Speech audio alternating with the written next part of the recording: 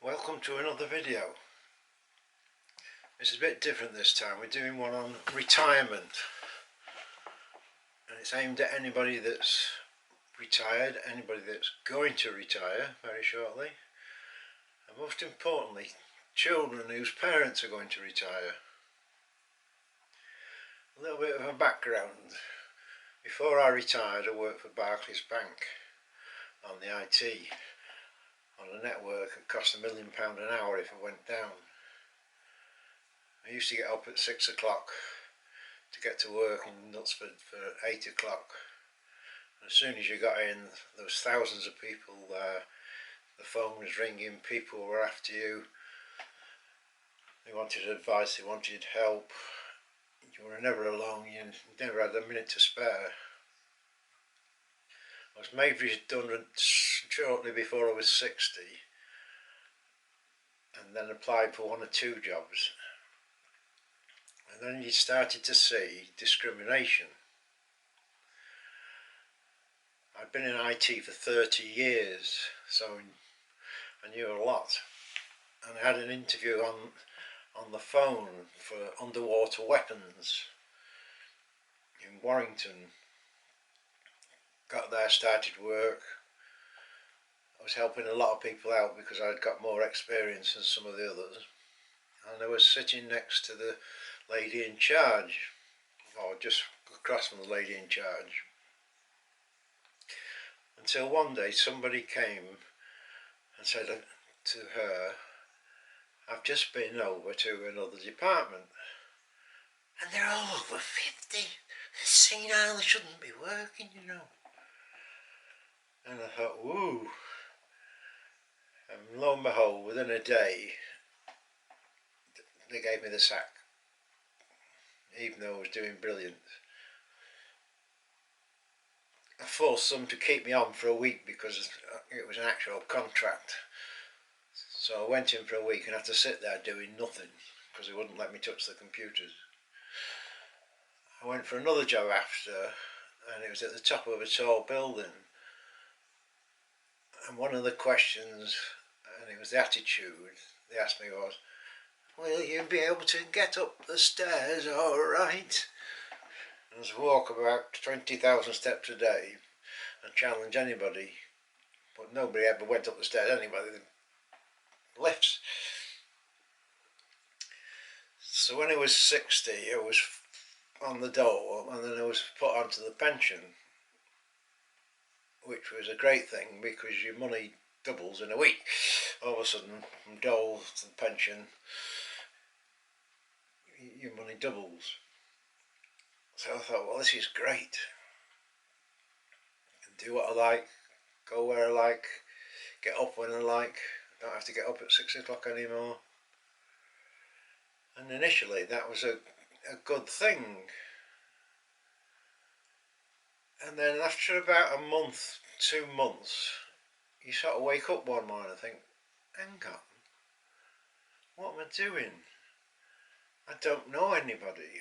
I've got no friends. I haven't got a single friend in the world.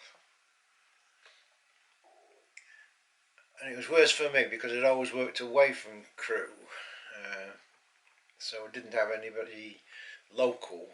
So if you worked in the town or wherever, you would have been better off because you'd know people. I mean, I knew people,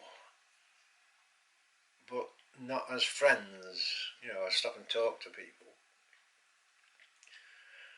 And it suddenly hits you, you're lonely and you've got nothing to do and nobody wants you all of a sudden. And this is sort of a typical thing, and you start to then see that you're going OCD in as much as you're trying to recreate your work life when you were valuable and people wanted you. So for instance, I always have my dinner at 12 o'clock, I have my tea at 4 o'clock, and I take the dog out at 1:30, and I think that tries to replace what you have done. You know, for 50 years you've been going to work at a set time and coming home at a set time and all these things. And what do? You start to notice discrimination again. Going in the supermarket, and if you pay, instead of putting the money in your hand, they'll sort of drop it because, well, we might catch something, it's old. And you get this discrimination. And if you're on a self-service till and they've got to sort of come and touch it, you can see them sort of going, trying to keep away from you as though you've got some terrible disease. And talking and seeing other people, they've all got the same problem. And you've just nobody to talk to. You can speak to people in the street, good morning, blah, blah, blah, blah. But nobody you can sort of call a friend and say, look, I feel suicidal, I feel down, I feel lonely. None of that. And it becomes very difficult. And you start to be isolated. And I know a lot of people are old that, since they've retired, they sit in front of the television and never see a soul, and that's how they go on. So what do you do about it? Well, there's various things. I mean, if you've got lots of money and rich, you can go off and see the world and all sorts of things, but for most people that's not possible. So you're looking really to go back to some sort of normality that you've done for the last 50 years. So you can join clubs, you can volunteer. What really did me was, I've got a big Malamute dog and he has to go out 1:30 no matter what. Snow, hail, rain, shine, he must go out because he needs the exercise. So it not only gives you something to do, it gets you out and you meet other people when you're out and perhaps have a chat about the weather and what have you. That was one key thing. And what did it for me, when I first started work, I used to be an editor, a rank on major documentary films and a projectionist. So I'd always taken quite a lot of photos. So I'd run a local newspaper for many years, and Google said, would you like to be a local guide taking pictures for Google Maps? So that's what I did. I made a little job for myself going out taking pictures for Google Maps, and I go all over the place. And now, at the present time, November, 50 million people have seen my photos on Google Maps. 50 million. And you tell people that and nobody thinks, oh well, it's some sort of achievement.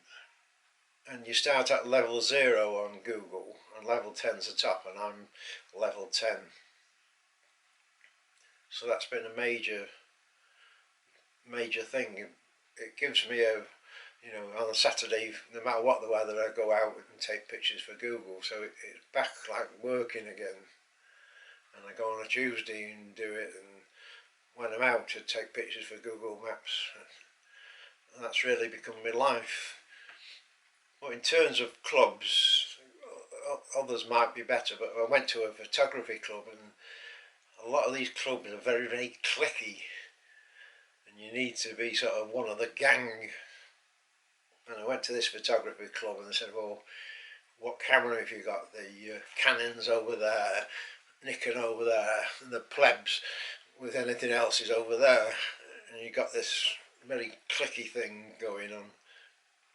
And a lot of the groups I looked at were like that you've got to be one of the gang. And it becomes a terrible thing. People become obsessed, because I know an old man, must be 10-15 years now, retired, he's 83 now. Every day he goes to the Queen's Park in Crewe with his flask and his bag, has a drink and feeds the squirrels, and he's done that every day for 15 years, and that's his way of coping. Another one takes his dog and he goes and feeds robins and some of the birds, and this is typical people trying to reproduce sort of working life and be valuable again. But you get this thing that you're old, decrepit, and you must be better see that, mustn't you? Type of attitude of a lot of people. And it's surprising that you don't really know anybody, and you. One of the problems is because you retire, when you're working, you've got lots of things to talk about because you're going to work, you're travelling, you're meeting hundreds of different people and all sorts of things. All of a sudden you're retired, and what can you talk about? Well, I watch Coronation Street, I watch Emmerdale, I take the dog a walk, and that's the limit of your conversation. In my case, I can say, well, this week I've been so and so and what have you, but you haven't got a wide range of things to talk to people about, and that's one of the things that causes a lot of problem, that nobody really wants to know what photographs I've taken this week and, you know, where I went. And you actually sort of see people in the street and you think, oh, I'll have a word with so and so, and then you'll see them sort of, and off they go. They've obviously seen you and don't want to talk to you. And it's also your children. I've got two sons that I've not seen since June. No phone calls, no texts, no emails. How are you? You alright, Dad? Everything okay? Nothing. Absolutely nothing. And you've still got that loneliness that all you got left is yourself.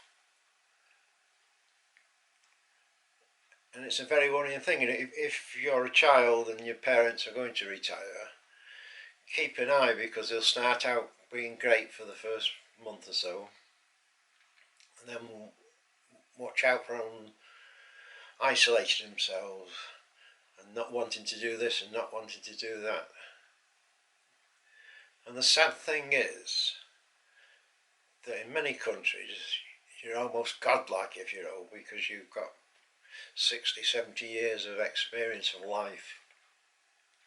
It's so valuable knowledge, and it's not being passed on anymore because people don't realise that. When I was a child, I used to go to my granddad's, and my granddad's got his shed full of tools, and he could fix anything, granddad could. And I'd go there and he'd take me bike and he'd fix me bike, and I'd watch him and he'd fix this and he'd fix that.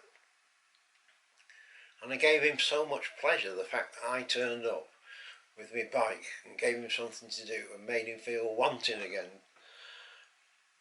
And I'd often go, even when I was in my 20s, I'd go and say, look, Grandad, I've got a problem with this. And I probably knew how to fix it. But I would still ask him, and he would come up and probably confirm what I thought, but he'd have better ideas. He'd say, yes, but we need to do and so and so and so and so. And I learned. And my father the same, he was a mechanic in the RAF, and then he went onto the buses as a mechanic. And if he'd got a problem with the car, even when I was over 50, I'd go to him and ask him. And again, I probably knew how to fix it. But no, he would say, yes, but you've got to do this first, and you've got to do that, and we'll need this, and you must have this. And again, I learned so much.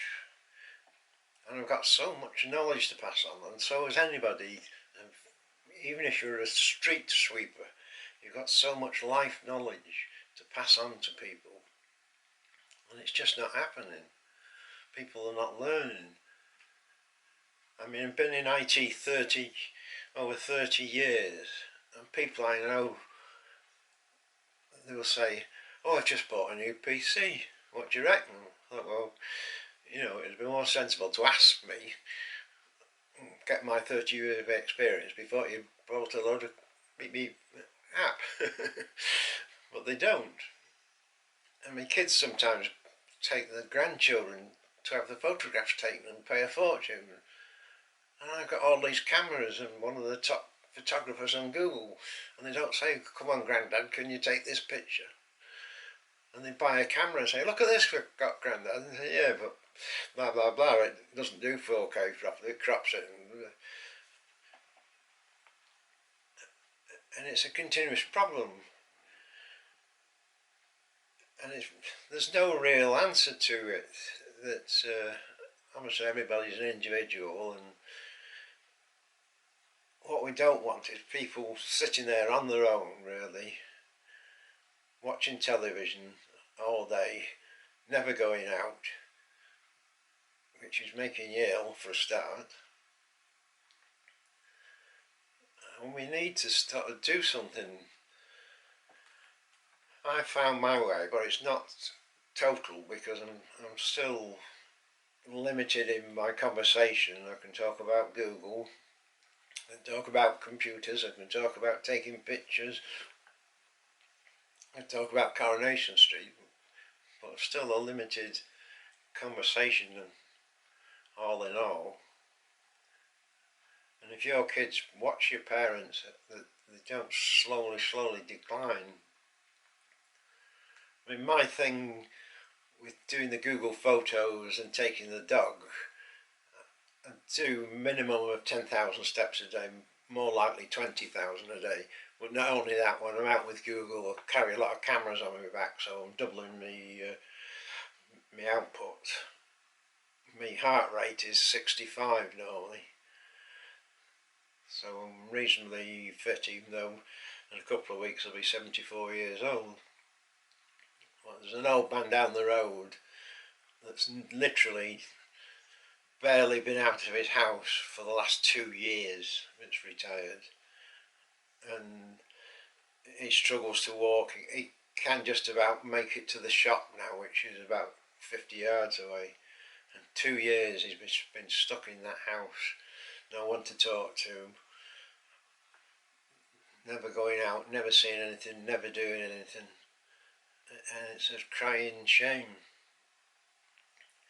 So I'd be interested in other people's views and experiences of how they've gone, and especially if your kids, think about your parents, because kids are the worst thing. You've spent 20 years bringing them up, paying for them, feeding them, clothing them,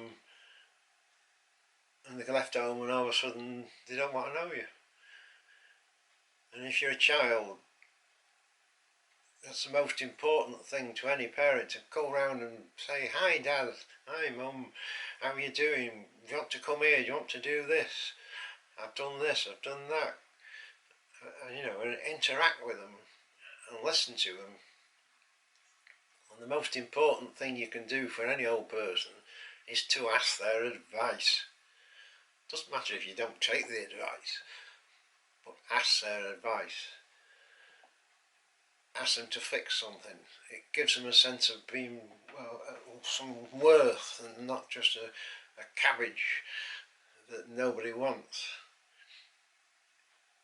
And watch out for this discrimination. It's rife. It's surprising. You know, you're often walking along and you get called old git or silly old git or various sort of things along those lines. And it often amuses me, because the Malamute dog is a bloody big dog, and very often he walks right behind me. He's 9 now, so he's getting on, and he'll trot along behind, and you get some kids and they'll, oh, you silly old git, and all of a sudden this dog appears, a really great dog. You see these kids, which is quite amusing, but it's one of those things, and there's no real answer.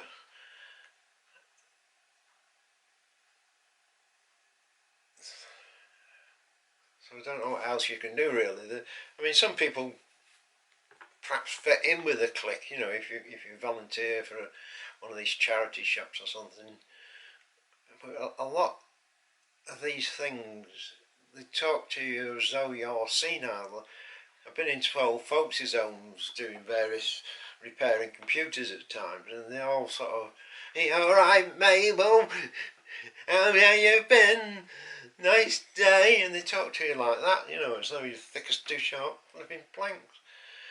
And some of the charity shops and some of the others, they do get very clicky again, and it's getting into this click. So I think we've covered everything there, and I say I'm more interested in anybody else with any solutions. What happens to them? How do they manage? Do you find this OCR? Do you find that you're doing things at set times because for 50 years you've done things at set times? Do you get lonely? And do you want to talk to somebody? When I say talk, I don't mean talk about the weather, Coronation Street. You know, say to somebody, yes, I'm lonely. I haven't got a friend in the world, and I'd like to, have somebody that I can say to. Well, I woke up this morning and I'm just wishing I hadn't. And it's such an important thing. And again, going back, if your children and your parents are retiring or just retired, consider what I'm saying, because undoubtedly a lot of people of my age go through it.